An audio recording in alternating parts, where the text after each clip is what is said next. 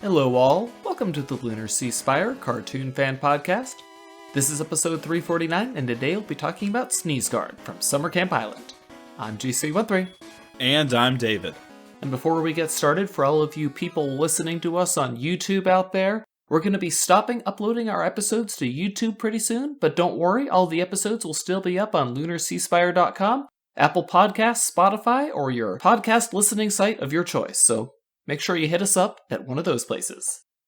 So, when we selected Germs for our Invader Zim episode last week, I thought that we were done with Summer Camp Island for a little while, but fate has intervened and put it back on the agenda at just a time when we have Sneezeguard coming up to watch. As is typical Lunar Sea Spire fashion, we are fashionably late to having COVID topical episodes, so more sickness is ensuing. Sneezeguard was an excellent Summer Camp Island episode. I'm glad we're covering it now. And some parts of the world are still experiencing horrific disease, so at rates worse than the US. So for international listeners out there, I'm sorry. This is where we are. So let's talk about retconning more, our favorite topic in Summer Camp Island. Yes, there we go, a topic I'm far more comfortable with. Yeah, this, the whole scene with the 1972, you have the cabin still there, you have a bunch of people who sure sound like kids evacuating the island in boats. What are we to think but that the island has been a summer camp for a long time? Or at minimum since 72. They have a mess hall, they got a baseball field, they got campgrounds. What does that mean?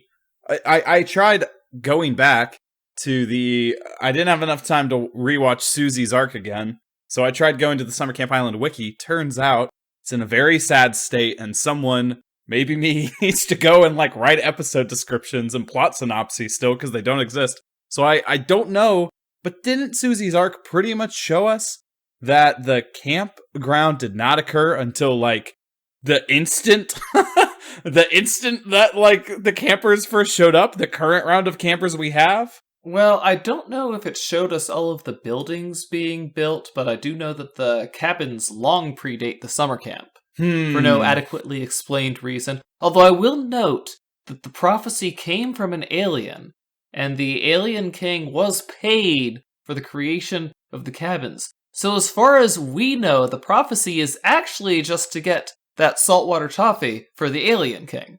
Right, somehow those cabins got built earlier, so that's fair. And it did sound maybe like kids evacuating the island, but maybe that's just a little bit of obfuscation going on. And, there were people on the island. They could sound like children. They mostly sound like children anyway. So, perhaps it all fits in the lore. As far as, though, us following Germs from Invader Zim with Sneezeguard from Summer Camp Island, it's actually very interesting because in Germs, it's about germs, but no one gets sick. And in Sneezeguard, it's about someone who's sick, but, since it's magical, there probably aren't any germs. Yeah, it's like a magical disease. Although the disease in 72 was apparently just strep throat. Yeah, magical strep throat. Magical strep throat. It was an interesting pathology to this disease because it affected magical creatures for sure. But then I thought, wait, the campers are also magical creatures. But I didn't think I saw a single camper got sick. Well, we do know they were worried about Oscar and Hedgehog, so... Right, they did cast a protection spell. So I'm surprised that the campers, they didn't show them as sick ever. So who knows? A little more of that retcon smell. Maybe it's a lot harder for the sickness to hit the campers, but it was a possibility that it would get Oscar and Hedgehog. So since they were right there by Alice, maybe they were a bigger concern. I guess so, because that disease was powerful to every object that touched it. I mean, the island was, wherever this sickness was introduced from, which I'm sure we're not supposed to consider, but this is awful. A sickness that comes back twice as bad and which you form no immunity to, and which immediately makes the island completely desolate, mushy, sad, awful. I don't know. Yeah, that one's pretty rough, although I did like the tissues because I am reminded of, I had a streamer who I liked to watch his YouTube videos, and for a while it was a tradition to write dad jokes to him when you were donating to him on stream. And so we have the most epic dad joke ever that was placed on that stream. How do you make a tissue dance? You put a little boogie in it. Oh! And here we have these cute little boogieing tissues. Oh my god! No, yeah, that's it. Oh my god, that the best dad joke in the history of the world. That is subtle. I have a pretty good Star Wars dad joke if you want to hear. Sure. Now we're entering the comedy hour portion of the podcast. So, why did Han install tauntauns on all the faucets in Echo Base? I can't wait to hear the answer that I probably won't understand. What? He wanted the water to keep Luke warm. Well, that was pretty good. Yep. I did understand that one. I didn't understand the setup, but he did need to keep Luke warm. I can't believe how subtle that joke was in Summer Camp Island, and I feel like I'm missing out on a bunch of visual puns that have just passed by me, like boogieing tissues. Yeah, like that had to have been intentional. There's no way they did that on accident. That's going in the trivia section of this episode on the Summer Camp Island wiki when I go to update the synopsis. Very good job. All right, man, you're gonna get so many wiki editing points. The Summer Camp Island wiki is so sad. It needs it. Need some love? I mean, look, misshapen peanuts are valid too. And, maybe the wiki is just... there's just more of it to love. But actually, there's not enough of it to love. So, I don't think it's me who's misshapen. That misshapen peanut had a bit of an attitude. Y'all are misshapen. I loved the... See, that's the humor I understand in Summer Camp Island. It's just a peanut that's mad about being called misshapen. I understand that, and I loved it. It's very on the nose humor, and there's nothing wrong with that. I mean, Oscar is an elephant, so. Mm-hmm. So I liked the tree pretending to be upset about the tree too they gave him. Yes, tattoos on trees are apparently tree twos, and apparently the idea for the tattoo is not hedgehogs. Oscar just isn't allowed to use a knife, so he, shows his sketch from his dream to Hedgehog, which includes spelling BFFs with an apostrophe. Yeah, I'm with Hedgehog. I disagree on the inclusion of the apostrophe, but I guess it's how Oscar dreamed it. Can't argue with the dream. You cannot. It's like arguing with your croak dream, which hopefully next week we'll learn more about. Oof, don't even get me. I'm not ready. There's a lot of times I said I'm emotionally not ready for an 11-minute episode of animation, but I'm not ready for this 44-minute one coming up for Adventure Time. Adventure Time Distant Lands are 44 minutes, so... Right, I mean, if I was ever before not ready for 11 minutes, I'm not ready for this 44 minutes. I'm assuming it's going to be devastating, so hooray. I don't know, man. Finn and Jake reuniting, there's no way that can't be a fun romp. It'll be a fun romp for the first 38 minutes. I do think that the Croak Dream's going to come up. Hopefully it's Jake coming back from the dead, not having, not him dying during the episode. Yeah, I mean, I don't think there will be death. Death might make an appearance. He's cool though. Death might come in. There were some swinging this right back into Sneezeguard, some fever dreams in this episode that were just kind of weird, strange inclusion. Lots of weird little strange things.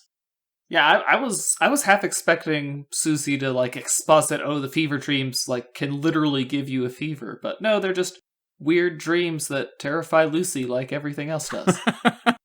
I mean, dancing walruses, that's a little, well, I guess it is kind of cute as far as fever dreams go. I'll give Alice that.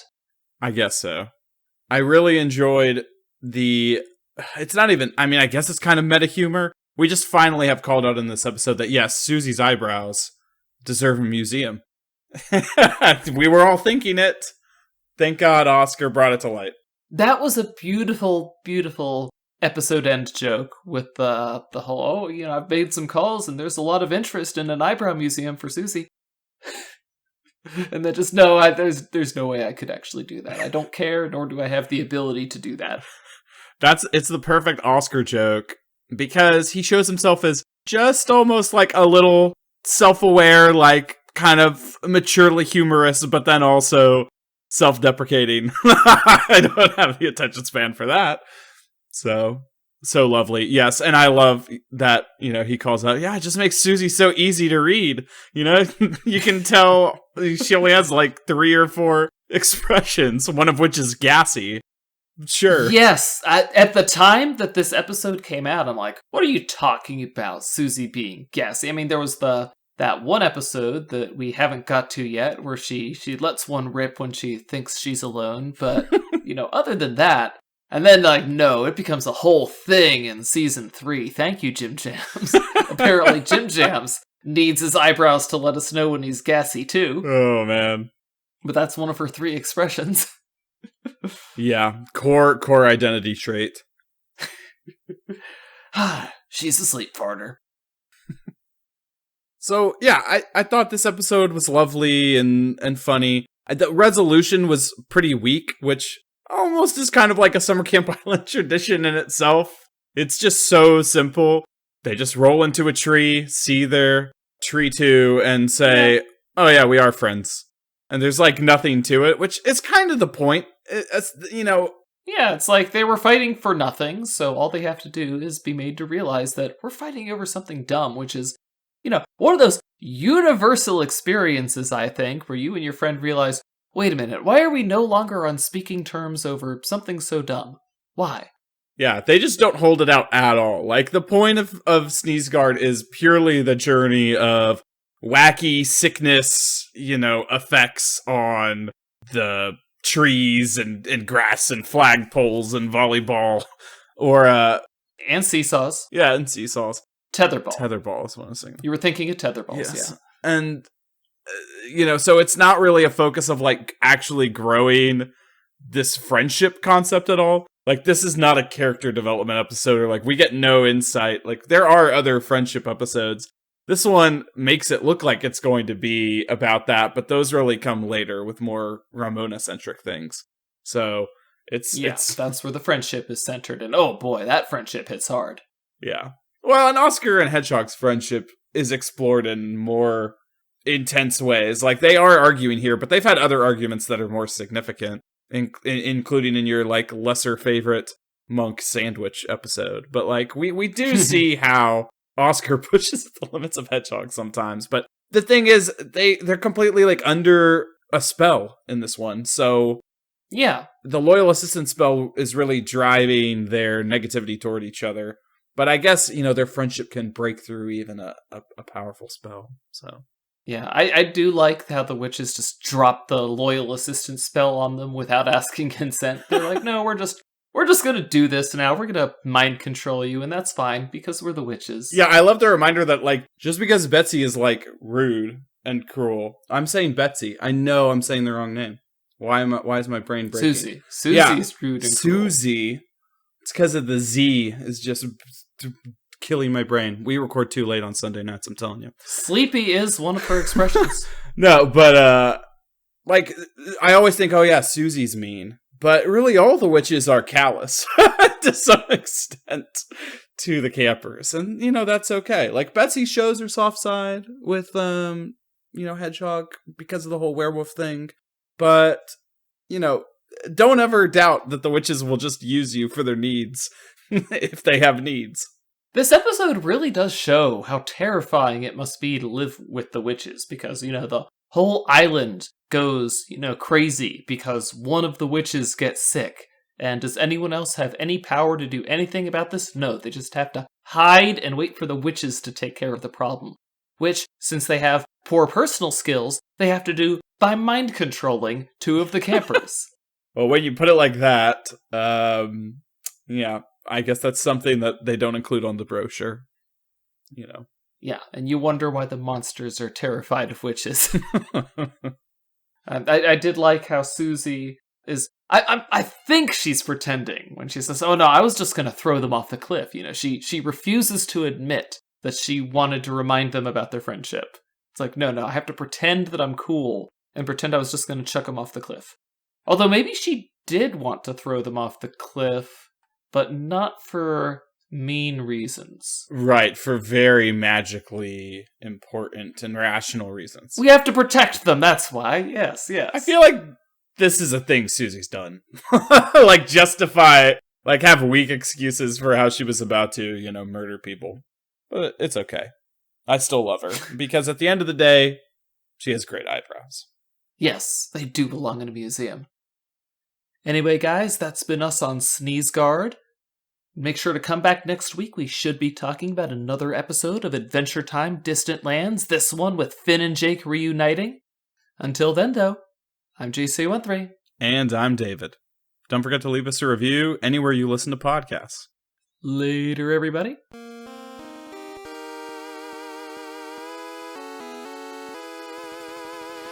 Our opening and closing music is by Mark Soto. For more cartoon-related content, please visit LunarCeasefire.com.